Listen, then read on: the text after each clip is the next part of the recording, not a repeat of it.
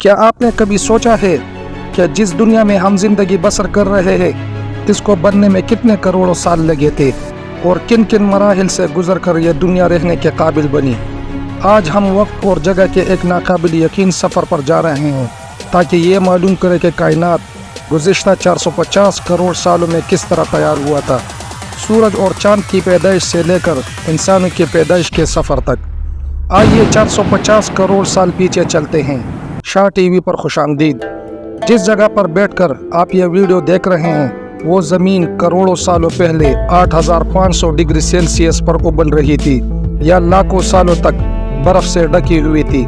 آج کی اس ویڈیو میں آپ زمین کے 450 کروڑ سالوں کے سفر کو دیکھنے والے ہیں۔ جس جگہ پر آج ہمارا سورج ہے وہاں پر گیس اور دھول کے بادل ہوا کرتے تھے۔ ریسرچر کے مطابق ان بادلوں سے دور ایک تارہ تھا جو وقت گزرنے کے ساتھ ساتھ کمزور ہو چکا تھا اور اچانک اس تارے میں ایک زبردست دھماکہ ہوا۔ اس دھماکے کی وجہ سے یہ گیس اور دھول ایک دوسرے میں دبنے لگے جس کی وجہ سے یہ بڑے بڑے اسٹرائڈ بننے لگے۔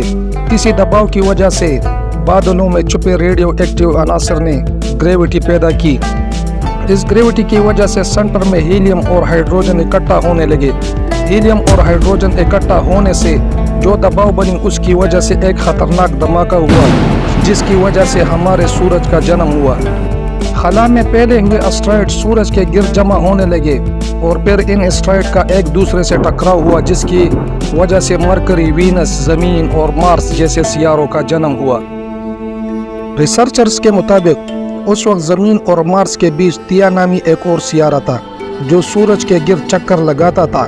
زمین کی گریوٹی کی وجہ سے جو اسٹرائڈ سورج کے گرد جمع تھے وہ زمین کے مدار میں داخل ہو گئے تھے جس کی وجہ سے یہ اسٹرائڈ کروڑوں سالوں تک زمین پر گرتے رہے اور یہی صورتحال تھیا کی بھی تھی۔ ان اسٹرائڈ کی وجہ سے تھیا کی ڈائریکشن زمین کی طرف بڑھنے لگی اور آخر میں زمین سے ٹکرا گئی۔ اس خطرناک ٹکراؤ کی وجہ سے یہ دونوں سیارے تباہ ہو گئے اور ان کے ملبے 1000 سال تک سورج کے گرد گھومنے لگے اور پھر ان اسٹرائڈ میں ٹکراؤ شروع ہوا جس کی وجہ سے زمین اور چاند کی تخلیق ہوئی۔ اس وقت زمین اور چاند کا فاصلہ صرف 2200 کلومیٹر تھا اور اسی طرح زمین اور سورج کا فاصلہ بھی بہت کم تھا جس کی وجہ سے دن اور رات کا ڈیوریشن صرف 6 گھنٹوں کا تھا۔ اور پھر 400 کروڑ سال قبل نظام شمسی میں موجود جو اسٹرائڈ موجود تھے اور یہ گرتے ہوئے اسٹرائڈ اپنے ساتھ زمین پر نمک، منرل اور پانی بھی لاتے رہے۔ زمین کے مختلف حصوں میں پانی جمع ہوتا رہا اور زمین کا اوپر کا حصہ پانی سے ڈک گیا اور اس پانی میں مختلف جگہوں پر سنگل سیلز والے جانداروں نے جنم لیا۔ ہماری زمین کا اندر کا حصہ ریڈیو ایکٹیو تابخاری کی وجہ سے ہر وقت گرم ہوتا رہتا ہے اور باہر زمین ٹھنڈی ہونے کی وجہ سے یہ تابخاری باہر نہیں نکلتی، اسی وجہ سے آتش فشاں بنتے ہیں اور اس وقت یہی ہوا۔ پانی سے ڈکی زمین پر لاکھوں کی تعداد میں آتش فشاں نمودار ہوئے اور لاکھوں سالوں تک یہی چلتا رہا جس کی وجہ سے پانی کے اوپر زمین بننا شروع ہوا۔ آج سے تقریباً 300 کروڑ سال پہلے زمین کا ماحول تھوڑا سنبھلنے لگا تھا، آتش فشاں نکلنے بند ہو گئے تھے۔ اس زمین کا ایک دن 12 گھنٹے کا ہوا کرتا تھا۔ وقت گزرتا گیا اور سنگل سیل جاندار پانی میں رہنے لگے اور بڑھنے لگے۔ آج سے تقریباً 250 کروڑ سال پہلے کچھ ایسے جاندار پیدا ہوئے جو جینے کے لیے پانی کے اندر منرلز اور دھوپ کا استعمال کرتے تھے اور آکسیجن باہر نکالتے تھے، اور ان مائکرو بیکٹیریا کی وجہ سے فضا میں آکسیجن بڑھنا شروع ہو گیا اور آنے والے ہزاروں سالوں تک فضا میں آکسیجن کی مقدار بڑھ گئی۔ اس وقت زمینی سطح ٹھنڈا ہونے کے ساتھ ساتھ آکسیجن سے بھی بڑھ چکا تھا۔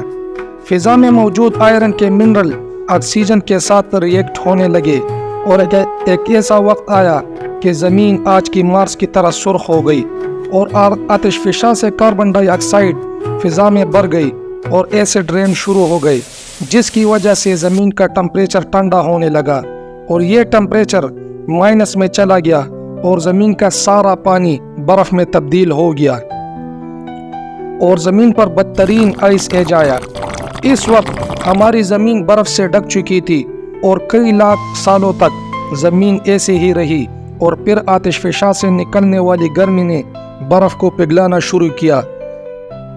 इस वक्त पानी में कुछ बचे कुछ बैक्टीरिया बढ़ने लगे थे और वो बढ़ने के लिए ऑक्सीजन का इस्तेमाल करते थे। इसी दौरान कुछ समंदरी पौधे भी निकलना शुरू हो गए थे। आतिशफशां निकलने से बर्फ तो पिघलने लगी, लेकिन फ़िज़ा में कार्बन डाइऑक्साइड बढ़ने से फिर से रेसिड एन शुरू हुए और ज़मीन दोबारा ठंडी होकर बर्फ़ में तब्दील हो गई। ये सफ़र लगातार हज़ारों सालों तक जारी रहा।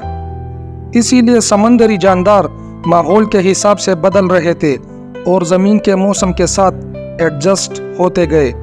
अब ये बैक्टीरिया समंदरी हयात में बदल चुके थे और समंदर में पौधे पैदा होना शुरू हो गए। इन पौधों की वजह से फ़िज़ा में ऑक्सीजन बढ़ना शुरू हो गया, जिसकी वजह से एसिड रेन ख़त्म हो गए। फ़िज़ा में ऑक्सीजन आने से ओजोन लेयर मोटी हो गई और तकरीबन 47 करोड़ साल पहले ज़मीन पर मोसोज नामी पौधा उगना शुरू हुआ। वक्त के साथ साथ ज़मीन पर मुख्तलिफ किस्म के पौधे और दरख्त उगना शुरू हुए। एक वक्त ऐसा आया जब ज़मीन पर जंगलात बनना शुरू हो गए और ये वो वक्त था जब आबी जानवर पानी से निकलना शुरू हो गए थे और ज़मीनी जानवरों में तब्दील हो रहे थे।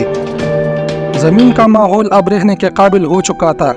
अब दिन तकरीबन 22 से 23 घंटे का हो चुका था। अब समंदरी हयात ज़मीनी हयात में बदल चुके थे और ज़मीन के माहौल के हिसाब से रंग रूप में बदल चुके थे। आहिस्ता आहिस्ता ये ज़मीनी जानवर डायनासॉर्स में तब्दील हो गए। कुछ डायनासॉर्स पेड़ पौधे खाने की वजह से लंबे और मोटे हो गए थे, लेकिन कुछ डायनासॉर्स शिकारी बनने की वजह से छोटे और तेज हो गए थे।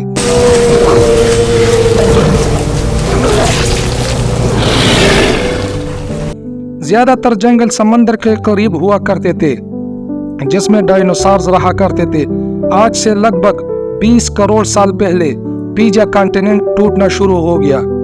पिजा के टूटने की वजह से जमीन का ज्यादा हिस्सा पानी के साथ मुंसलिक होने से डायनासॉर्स मजीद ज्यादा और ताकतवर होने लगे और इन डायनासॉर्स ने तकरीबन 20 से 30 करोड़ सालों तक जमीन पर हुकूमत की। उस वक्त डायनासॉर्स समंदर से लेकर जमीन और हवाओं पर बादशाहत करते थे।